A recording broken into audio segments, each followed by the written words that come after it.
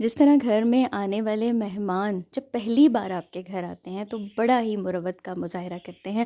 بہت ساری غلطیاں، آپ کے بچوں کی بدتمیزیاں، کوئی گھر کی بے ترتیبی، واش روم میں پڑا ہوا کوئی بھی گند یا کچرا اگنور کر دیتے ہیں. گھر کے اندر کسی بھی قسم کا کوئی غلطی، کوئی چیز ایسی جو کہ آبجیکشنیبل ہو نہیں بتاتے، کیونکہ وہ آپ کے گھر میں پہلی بار آئے ہوتے ہیں، نئے نئے مہمان ہوتے ہیں. لیکن یہی مہمان جب آپ کے گھر بار بار آنا شروع کرتے ہیں، ان کے ساتھ آپ کی سلام دعا، بات چیت، اٹھنا بیٹھنا بڑھنے لگتا ہے، تو یہی مہمان پھر مہمان نہیں رہتے. یہ آپ کے گھر میں مداخلت بھی کر سکتے ہیں، یہ پازیٹیولی آپ کو صحیح اور غلط بتا بھی سکتے ہیں. یہ آپ کی فیملی کا حصہ جیسا محسوس ہونا شروع ہو جاتے ہیں، اور پھر ان کی مروت ایک دن بالکل ختم ہو جاتی ہے. اور ایک ایسی سٹیج آتی ہے، وہی مہمان جو کبھی آپ کے گھر پہلی بار آئے تھے، وہ آپ کا پورا نقشہ کھینچ کے آپ کے گھر، خاندان، آپ کے طور طریقوں کے بارے میں رائے دینے کے قابل ہو جاتے ہیں، اور دیتے بھی ہیں. یہی قصہ، یہی کہانی گھر میں لائی جانے والی بہو کی بھی ہوتی ہے.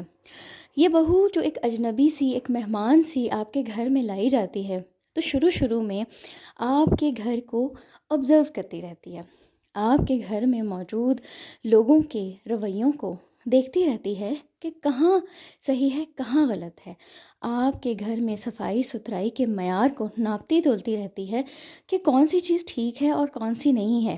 آپ کے گھر میں موجود پہلے سے بچوں کی بدتمیزیوں کو خاموشی اور مروت کے ساتھ اگنور کرتی رہتی ہے، کیونکہ وہ تو نئی ہے اور ابھی اسے بولنے کا کوئی حق بھی نہیں ہے، کیونکہ اس پر کوئی بھی لیبل لگا دیا جا سکتا ہے. اسی ڈر سے یا پھر مروت سے یہ بہو خاموش رہتی ہے. کچھ دن، کچھ مہینے، کچھ سال ایسے ہی گزرتے رہتے ہیں. پھر جب اس بہو کی اٹھک بیٹھک، بات چیت، آپ لوگوں سے ملنا جلنا، گھلنا ملنا بڑھنے لگتا ہے، تو یہی بہو پھر آہستہ آہستہ اپنی مروت کو ایک سائڈ پر کرنے لگتی ہے، اور گھر کو اور گھر والوں کو اپنوں جیسا، فیملی جیسا سمجھنے لگتی ہے. تو تب پھر وہ اپنی رائے کا اظہار بھی کرنا شروع کر دیتی ہے، صحیح کو صحیح اور غلط کو غلط بتانا شروع کر دیتی ہے.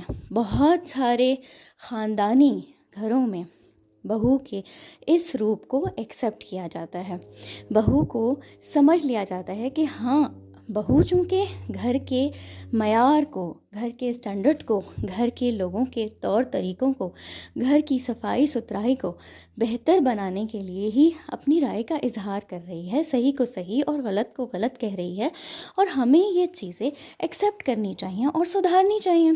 لیکن ہمارے ہاں، ہماری سوسائٹی میں میجورٹی گھروں میں بہو کے اس روپ کو پسند نہیں کیا جاتا. ایک مہمان جو کہ 4-5 ملاقاتوں کے بعد 5ویں ملاقات میں آپ کے گھر کی کسی چیز میں خامی نکال دے، تو بڑے مزے سے آپ کہتے ہیں ہاں آپ بالکل صحیح کہہ رہے ہیں، آپ اپنے تھے تو آپ نے ہماری خامی نکال کے ہمیں بتا دی، ہم اس کو ضرور سدھاریں گے. یہ تو آپ تھے جو آپ نے بتا دیا، کوئی اور ہوتا وہ تو خامی نکالتا، وہ تو برائی کرتا، وہ تو نیچا دکھاتا. یہ بات آپ ایک مہمان سے تو کہہ دیتے ہیں، لیکن اپنی بہو سے نہیں کہتے. اور پھر بہو کو زبان دراز ہونا، گھر کے معاملات میں دخل دینے والا، گھر کے رشتوں کو توڑنے والا بنا دیا جاتا ہے، لیبلز لگا دیے جاتے ہیں.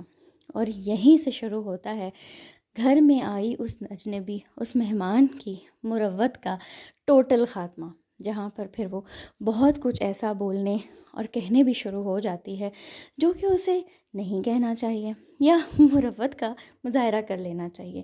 مگر ایک بہو کو ایکسیپٹ نہ کر کے، اسے اپنا نہ مان کے ہی گھر والے اسے اس سٹیج پر پہنچا دیتے ہیں جہاں بہو اکتانا شروع کر دیتی ہے، بیزار ہونا شروع کر دیتی ہے، اور اسے یہ تکلیف ہونے لگتی ہے، کیا میں اس گھر، اس ماحول، ان رویوں کے لیے اپنا گھر بار، ماں باپ سب کچھ چھوڑ چھاڑ کر آئی تھی.